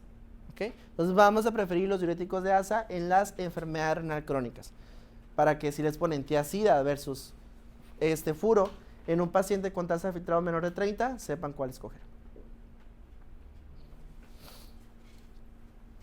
De acuerdo a las comorbilidades, si tuvimos un evento vascular cerebral o un ataque isquémico transitorio, la terapia pues va a ser generalmente igual. O sea, la terapia normal, IECARA2 tiacidas, y la meta aquí es tener una presión arterial menor de 130 a 80 para disminuir el riesgo de eventos nuevos. Cardiopatía isquémica estable, ya sabemos que los beta bloqueadores ya tienen efecto aquí. Vamos a utilizar beta bloqueadores cuando tenga una cardiopatía isquémica más aparte hipertensión arterial. ¿Okay? Metas de tratamiento menor de 130 a 80. Enfermedad renal crónica, la meta es siempre tratar de estar menor de 120 la sistólica. Va a ser muy difícil en el paciente con enfermedad renal crónica, muchos pacientes no lo toleran. ¿Ok? Pero esa es la meta que se establece. Si tienen microalbuminuria y diabetes, YECA-WARA2, ya ustedes son expertos, ya vieron un caso clínico. Microalbuminuria sin diabetes, YECA-WARA2 también. O sea, no hay mucha ciencia de darle. Solo recordar que YECA-WARA2 debajo de una tasa de filtrado glomerular de 15 ya no se recomiendan, ¿ok? Porque van a aumentar el riesgo de hiperpotasemia. Diabetes, YECA-WARA2. Si no tiene microalbuminuria, como quiera, YECA-WARA2, ¿ok? Así que prácticamente YECA-WARA2 son los medicamentos favoritos de todos. Entonces, para que ustedes lo contemplen, y una presión arterial sistólica meta aquí en esos pacientes debajo de 130 a 80.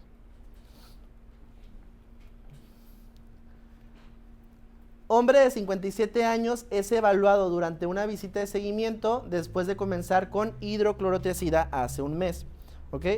Tiene hipertensión y enfermedad renal crónica, no tiene ningún otro problema médico y los medicamentos son lisinopril, 40 miligramos una vez al día, amlodipino, 10 miligramos una vez al día, e hidroclorotiazida, 25 miligramos una vez al día.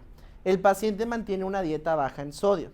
El examen físico, presión arterial de 138/86, otros signos vitales son normales, pero hay un edema de una cruz pretibial bilateralmente. El resto del examen está normal.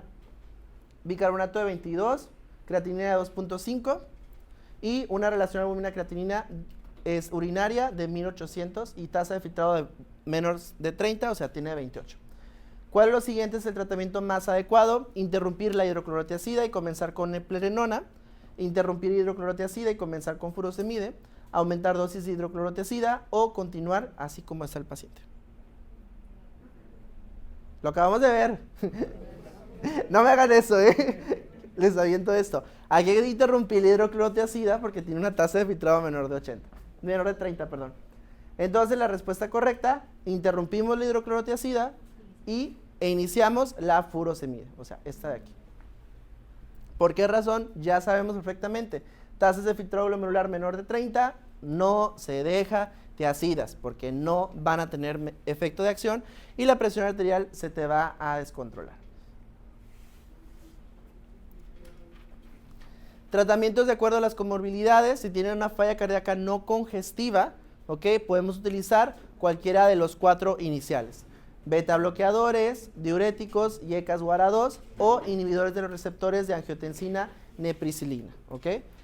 Si tiene una falla cardíaca con fracción de eyección preservada, diuréticos si hay sobrecarga de volumen, YECA-WARA2 y evitar los nitratos.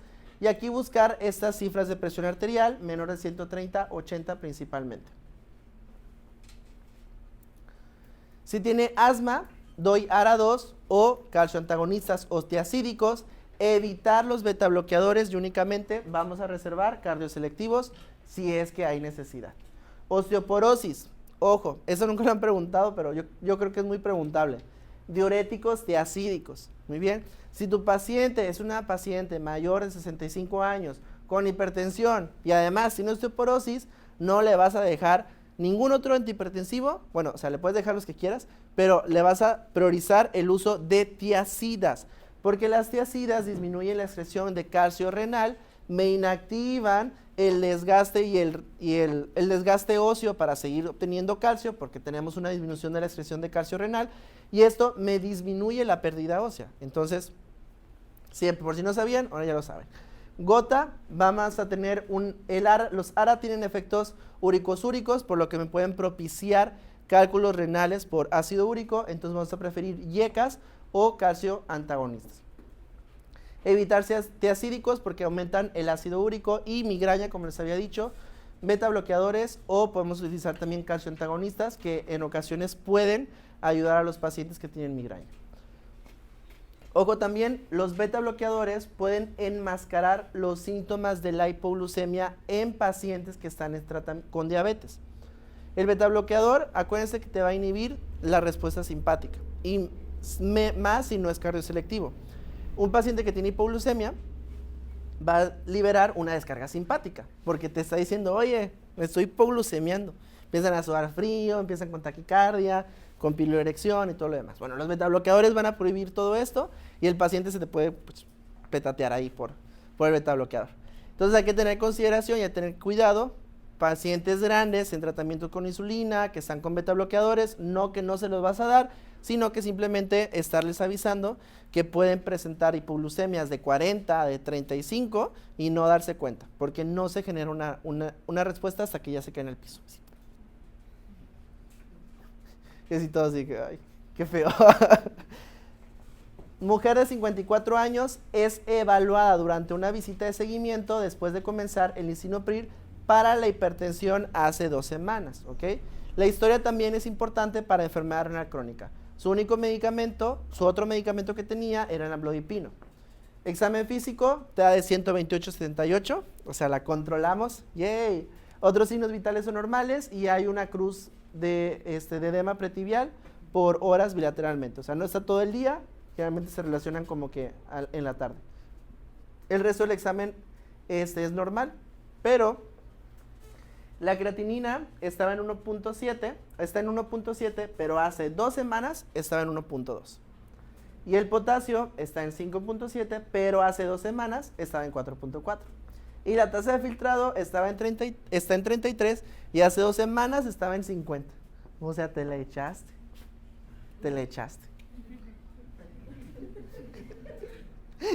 Y él, la señora, oiga, yo sí tengo enfermedad renal crónica, pero no me chingue, ya me pasó casi un punto de estadio 4, no manches. Bueno, entonces, ¿qué le vamos a hacer? Continuar lisinopril, porque es normal, sabemos que es normal que se puedan elevar la creatinina y que disminuye la tasa de filtrado glomerular la primera semana, y añadir furosemida para que se le quite el edema. Continuar con lisinopril, pero volver a comprobar los estudios en 2 semanas, tal vez le falta que le suba más. Suspender lisinopril y añadir furosemide, o interrumpir lisinopril y añadir losartán, porque el lisinopril no me gusta, pero el losartán se escucha mejor. ¿Qué le van a hacer? Tú dices... ¿Alguien más?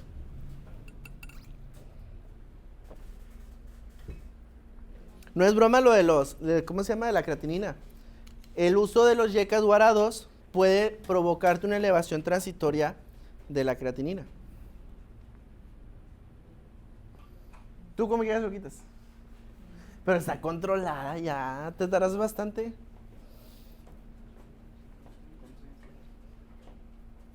¿Qué le haces? ¿Acá qué le hacen? Se lo cambias por los sartán, pero este es un yeca y este es un ARA2. Yo creo que nada más se agrega puro. ¿Tú nada le agregas puro? Ajá. O sea, continúa y Ajá. le añade. Bueno. Vamos a ver cuál es la respuesta. Tan. Hay que suspenderlo. Claro, yo sabía. No, sí. Aquí, más que nada, viene un punto de corte. O sea, sí se puede elevar.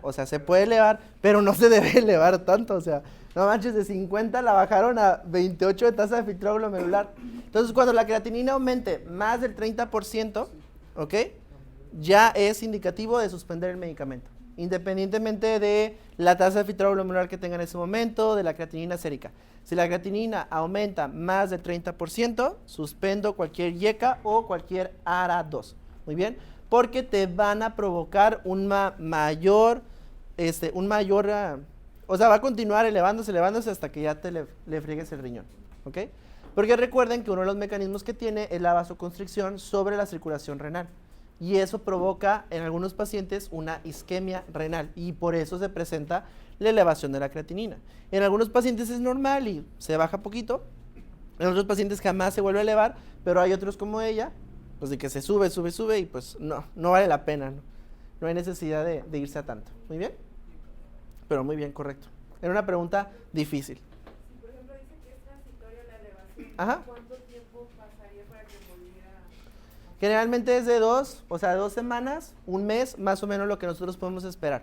Pero tenemos, o sea, por ejemplo, si tú ahorita tuviste a tu paciente, le dejas el tratamiento, porque acuérdate como vimos al inicio, cuando tú diagnosticas la hipertensión arterial, tienes que tener una serie de estudios habidos y por haber. Entre ellos incluye también la química sanguínea. Entonces, la química sanguínea tú ya tienes una creatinina basal. Tú a las 2 semanas que le iniciaste el YECA o el ARA2, le debes de solicitar nuevamente otra química sanguínea. El paciente llega y ves que subió poquito, pero no ha salido arriba del 30%. Bueno, le vuelves a pedir en otras 2 semanas y la vuelves a reevaluar. Generalmente no va, o sea, vas a tener la recuperación entre 2 a 1 mes más o menos después de haber iniciado el tratamiento. ¿Cuál es el parámetro que debe o que aumenta? ¿Sí aumentó de más? Ajá, 30%. O sea, da cuenta que, por ejemplo, o sea, tú puedes evaluar, por ejemplo, como si fuera la lesión renal aguda. Es más o menos, utiliza las mismas directrices. O sea, si aumenta más de 0.3, así quédenselo, porque la lesión renal aguda también usa lo mismo. Si aumenta más de 0.3 miligramos del valor basal de creatinina, ya es más del 30%.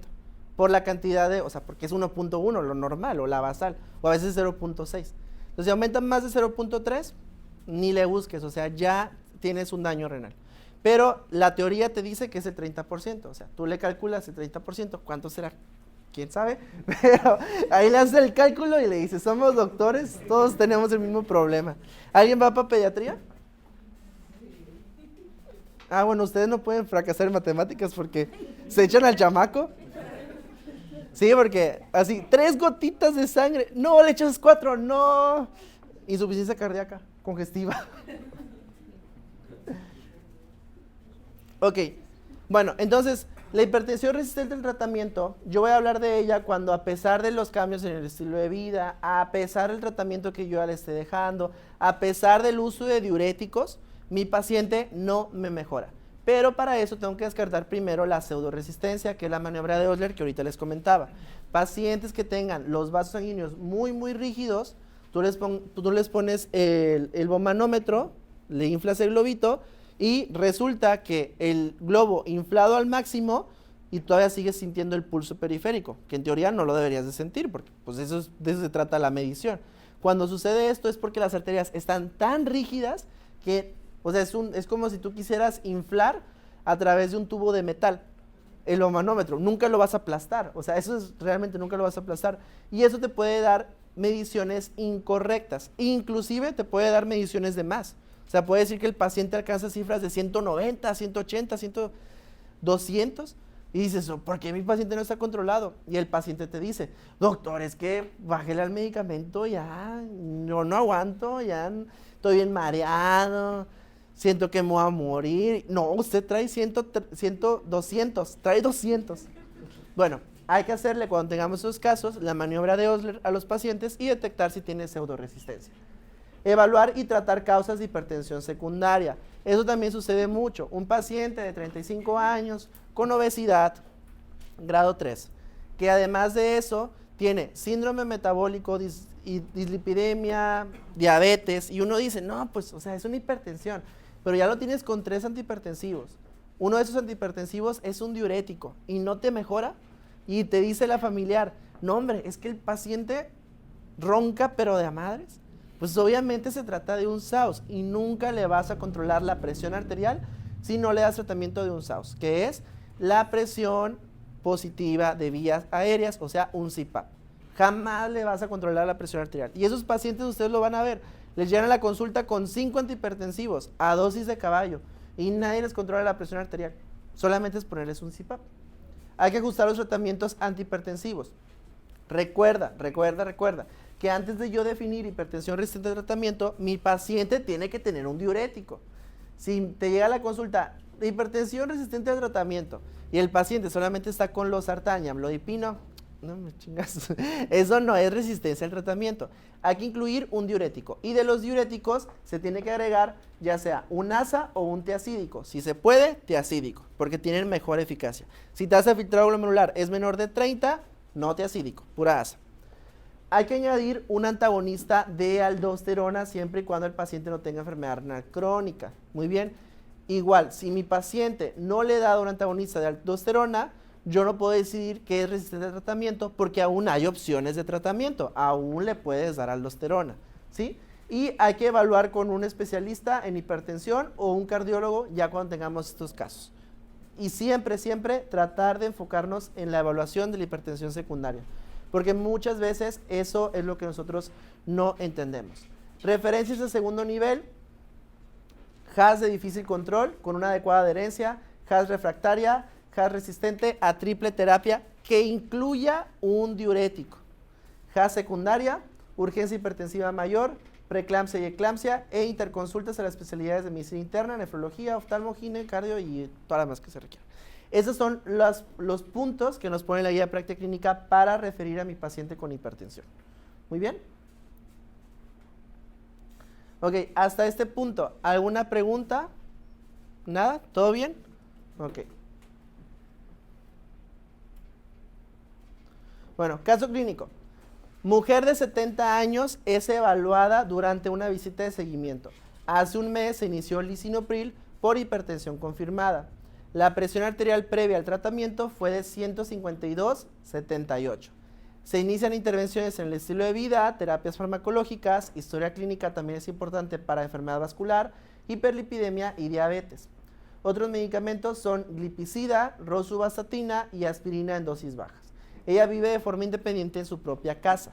En el examen físico, TA de 144/69, no hemos llegado a metas, frecuencia cardíaca de 86 y un S4 se revela en la exploración cardiovascular, disminución de los pulsos de extremidades inferiores, no hay edema periférico y el resto del examen es normal. ¿Cuál es el abordaje más adecuado para esta paciente?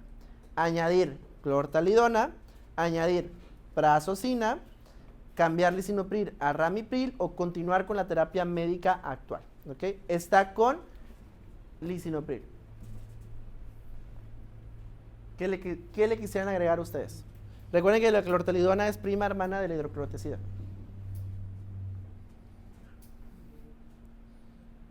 ¿Cuál agregan? Clortalidona, ¿verdad? Suena lo más lógico.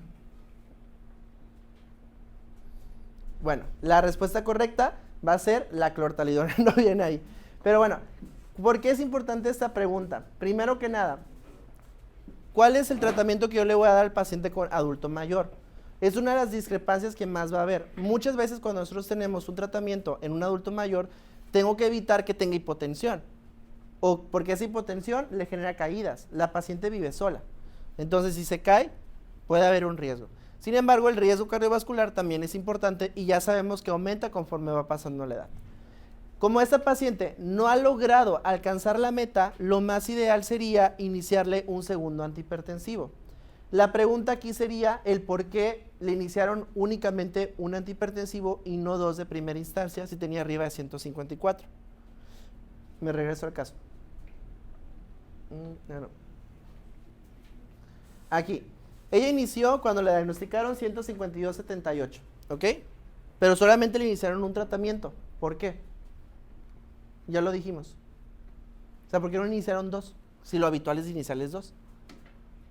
Porque acuérdense que solamente va a haber 2 condiciones de dar monoterapia de forma inicial. Hipertensión grado 1, que no es una hipertensión grado 1, y pacientes que tengan algún riesgo del que tú quieras. O sea, riesgo de caídas, ella es un riesgo de caídas, ¿ok? Pacientes que tengan deterioro o inclusive pacientes que, pues ya sabes, le queda 5 años de vida, o sea, ¿para qué le quieres dar una triple terapia? O sea, no, bájale. Entonces, todos esos pacientes son unas opciones en darles monoterapia. Muy bien, entonces, 152.78 sí sería para una persona común y corriente darle una terapia dual, en ella, monoterapia.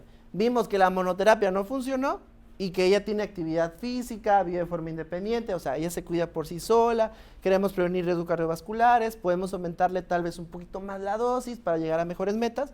Ok, le agregamos algo del esquema básico, una clortalidona. Muy bien, es por eso la respuesta. ¿Por qué no cambiar lisinopril y ramipril? Pues es exactamente lo mismo. Prazosina, pues ya sabemos que no es un medicamento de primera línea, no lo vamos a dejar.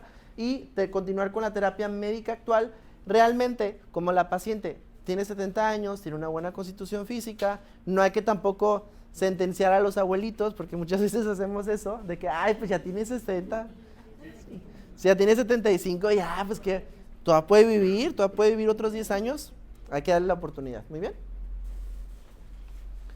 Entonces, así rápidamente, el diagnóstico y la hipertensión arterial en el adulto mayor no difiere mucho. Aquí, como ven, la hipertensión arterial se tiene que hacer también la evaluación propia, si se trata de una hipertensión enmascarada o si se trata de una hipertensión realmente arterial sistémica o si se trata de una hipertensión de bata blanca.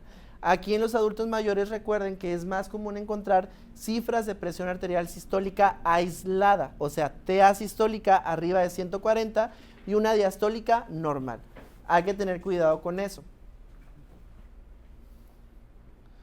La hipertensión es importante siempre en los pacientes adultos mayores evaluar la fragilidad. Las metas de presión arterial en el paciente frágil generalmente va a ser menos de 140/90, generalmente con monoterapia, lo que les decía anteriormente. Sin embargo, si el paciente no tiene fragilidad, podemos llevarlo a un control de presión arterial mejor para tener una disminución de riesgo cardiovascular, lo vamos a llevar.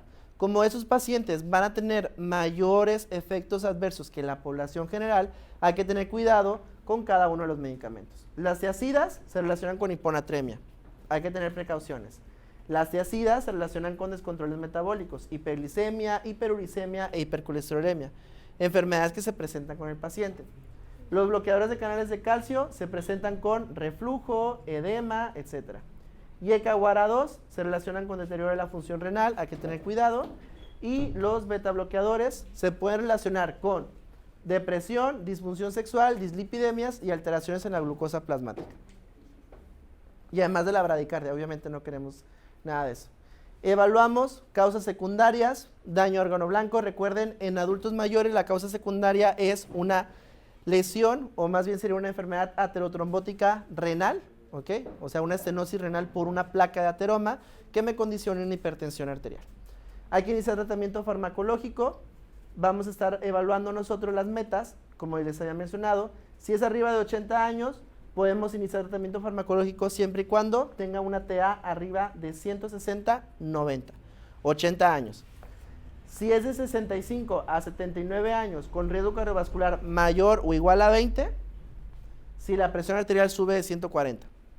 Si es de 65 a 79 años con riesgo cardiovascular menor de 20 a 10 años, podemos valorar también la farmacoterapia si la presión arterial sube arriba o igual a 140/90. Entonces, importantísimo, si es arriba de 80 años, nos esperamos hasta que la presión arterial esté arriba de 160/90. Si se las damos, probablemente nuestro abuelito pues se caiga y pues no se muera de la presión arterial, se muera por la caída o por alguna complicación relacionada. ¿Y qué medicamentos vamos a dar? Si se fijan, los medicamentos son prácticamente los mismos, no hay nada que confundirnos. Lo único que esto es una guía de práctica clínica diferente, porque es la del adulto mayor. Solamente hay que enfocarnos en que si tiene diabetes, ya sabemos, YKWARA2. Si tiene una tasa de filtrado glomerular menor de 30, considerar en segunda línea el YK o los diuréticos de asa. Y primera línea, bloqueadores de canales de calcio. Aquí no damos tiacídicos. Sin comorbilidades, primera línea tiacida.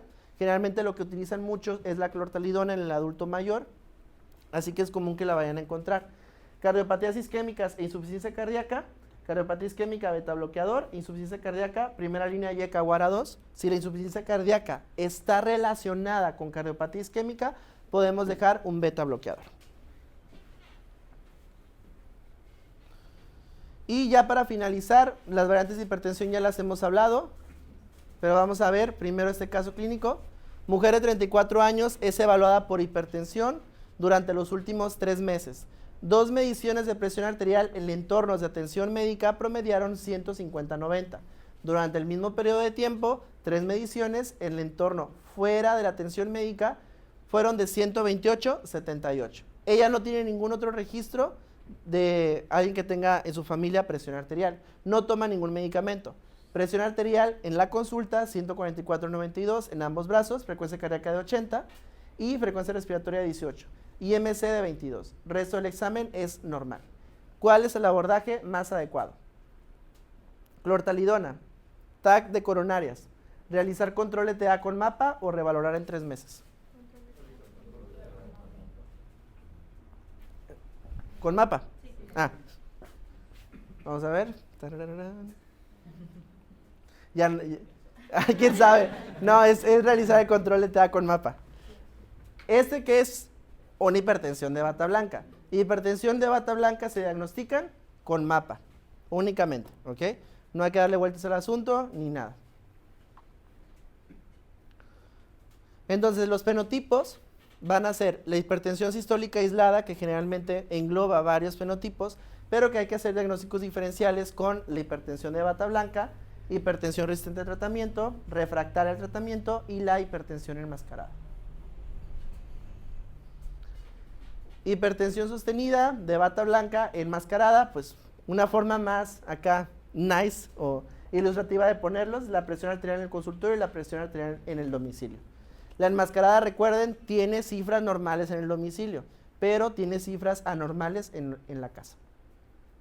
La sostenida, tanto en la casa como en el consultorio, están alteradas. Puntos importantes de hipertensión de bata blanca que no habíamos mencionado. Recuerdan que puede haber un grado de conversión del 15% a hipertensión arterial sostenida. Por eso sus pacientes hay que estarlos vigilando, ¿ok? Y además también es que muchos de los pacientes que tengamos con HAS grado 1 realmente ni siquiera tienen hipertensión grado 1. Tienen hipertensión de bata blanca, solo que pues van con ustedes al consultorio y se emocionan los pacientes y ya. No. Así, no. No, conmigo no, doctor. Hipertensión enmascarada, ya habíamos hablado de ella. Hay que estarles recomendando siempre evaluarlos porque tienen el mismo riesgo cardiovascular que un paciente que tiene una hipertensión arterial sostenida. Todos los pacientes hay que realizarles mapas, o si no tienen para hacerse un mapa, o ustedes no tienen un mapa que ofrecerles, entonces que se realicen el mapeo ambulatorio, o sea, con su propio manómetro, ellos en casita, el digital, se están checando la presión arterial y la registran. En tu siguiente consulta lo valoras y ya evalúas, se trata de una hipertensión enmascarada, hipertensión sostenida o una hipertensión de bata blanca. A ver, mujer de 44 años es evaluada durante una visita de seguimiento por hipertensión crónica. Durante el último mes, su presión arterial promedio media con el monitoreo de la presión arterial fue de 145/90. No hay antecedentes familiares de hipertensión, ella no tiene otros problemas médicos y el paciente se adhiere a una dieta baja en sodio. Los medicamentos están a dosis máximas con amlodipino y lisinopril. El examen físico, la presión arterial es de 148/96, frecuencia cardíaca de 64 y otros signos vitales están completamente normales. IMC de 26 y el resto del examen es normal. Los estudios de laboratorio muestran una creatinina sérica de 0.8 y niveles normales de electrolitos. El análisis de orina no muestra sangre, proteínas o esterasa leucocitaria. ¿Cuál es el abordaje más adecuado? 44 años, presión arterial de 145/90, no ha mejorado a pesar de tener lisinopril y amlodipino. ¿Qué le quieren hacer? añadir clortalidona, medir concentración plasmática de aldosterona, actividad de renina plasmática, porque está empezando en un hiperaldosteronismo, medir metanefrinas fraccionadas por plasma o obtener imágenes de la arteria renal, porque puede ser una displasia fibromuscular de la arteria renal. Clortalidona. ¿Quién va por clortalidona? ¿Todos clortalidona? Pues, quién sabe, ¿por qué no está? No entiendo. Pero no, el tratamiento es clortalidona, por lo mismo que les había mencionado. Todos los pacientes no les puedo decir que son resistentes al tratamiento si no tienen diurético. Así de sencillo, ¿ok? Entonces la recomendación es esa. Si nosotros ya tuviera 3 agentes, ¿ok?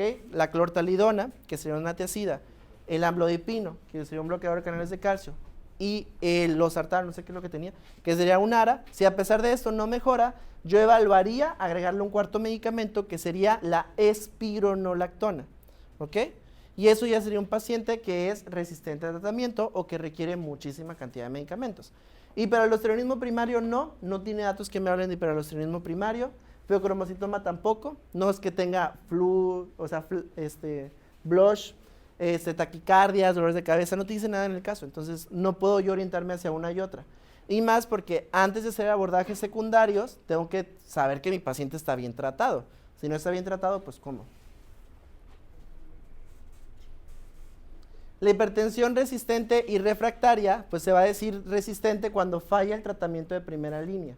Muy bien, en conseguir las metas, una TA debajo de 140-90. Pseudoresistencia, ya habíamos dicho que las podemos diagnosticar con la maniobra de Osler, pero también se le llama pseudoresistencia al paciente que no se compra el medicamento, al paciente que no tiene una calidad de vida adecuada, que le está echando demasiada la sal, al tabaquismo, a todo lo demás. Eso también se le conoce como pseudoresistencia al tratamiento. Y además también la mala técnica de medición. Es importante nosotros evaluar causas de medicamentos, son esos de aquí, que pueden provocar una elevación de la presión arterial.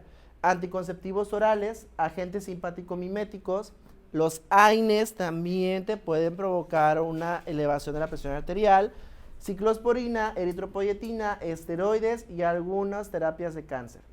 Drogas, es importante también, realmente pregúntenle a los pacientes consumo de cocaína, es más habitual de lo que parece, se los juro. Y también consumo de anabólicos, aunque los vean así todos bofos y que parece que nunca han ido al gimnasio, pregúntenles de anabólicos, y más cuando sean hipertensiones en pacientes un poco más jóvenes, que tienen menos de 40 años, que no tienen algún factor de riesgo para pensar en hipertensión secundaria. Dentro del abordaje, háganle esos. Y excesiva ingesta de licor, creo, y remedios ahí de esos de la Huasteca para abajo. Todos los pacientes hay que darles cambios en el estilo de vida y añadir espironolactona o algún otro medicamento asociado similar como la eplerenona.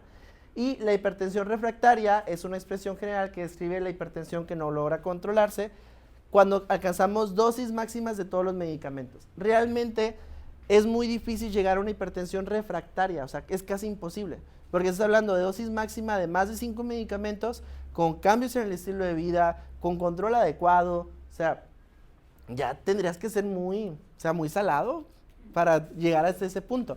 La realidad es que la mayoría de la hipertensión refractaria y la hipertensión resistente al tratamiento no lo son. O sea, son hipertensiones de pacientes que pues nunca han querido controlarse. Así lastimosamente. Y la hipertensión arterial maligna hace referencia a este término cuando tenemos un pico de hipertensión que se caracteriza porque tenemos alteraciones en los vasos de los riñones, de la retina, del cerebro, trombos arteriolares y depósito de fibrina. Y generalmente lo vamos a relacionar en pacientes que tengan o una descompensación aguda de alguna otra enfermedad, algún proceso infeccioso, una insuficiencia cardíaca, una cirrosis hepática, algo así por el estilo. Y las manifestaciones son hipertensión grave, cambios en el fondo de ojo, CID, encefalopatía, insuficiencia cardíaca y deterioro de la función renal. Paciente joven, ya sabemos en este punto, hay que enfocarnos en las causas secundarias. Hipertensión grado 1, tratamiento como monoterapia únicamente, hipertensión sistólica aislada, más en los pacientes ancianos. Podemos considerar la monoterapia en pacientes arriba de 80 años o que tengan fragilidad o pacientes que cumplan con una hipertensión grado 1 a pesar de que tengan 80 años. También importante, hipertensión y la disfunción sexual, los beta bloqueadores se asocian, ¿ok? No tomen por menos a sus pacientes que llegan con toda la confianza, ¿no, doctor? ¿Sabe qué? Pues, ya el amigo ya no jala. Bueno, aborden adecuadamente al paciente, búsquenle la causa, porque una de las causas son el uso de los beta bloqueadores y de los tiazídicos, ¿ok? Entonces, son medicamentos que sí se utilizan con frecuencia, hay que tener cuidado al momento de estar valorando a los pacientes. Y casarados calcioantagonistas no afectan a la disfunción sexual. En cáncer solamente hay que considerar que es la comorbilidad más frecuente reportada, al menos en uno de los tercios de los pacientes que tienen cáncer, en que desarrollan hipertensión. Y la hipertensión se desarrolla específicamente por los agentes, ¿ok? Que puede ser, por ejemplo, aquí te ponen algunos importantes, que son los inhibidores del proteasoma o inhibidores del factor de crecimiento endotelial. Cualquiera de los dos se relacionan directamente con la hipertensión, únicamente hay que conocer que existe. Igual va a haber otras situaciones, o sea, tenemos aquí, por ejemplo, la hipertensión secundaria, que ya hemos hablado de ella. No nos vamos a enfocar mucho porque sería estar repitiendo y repitiendo muchas cosas.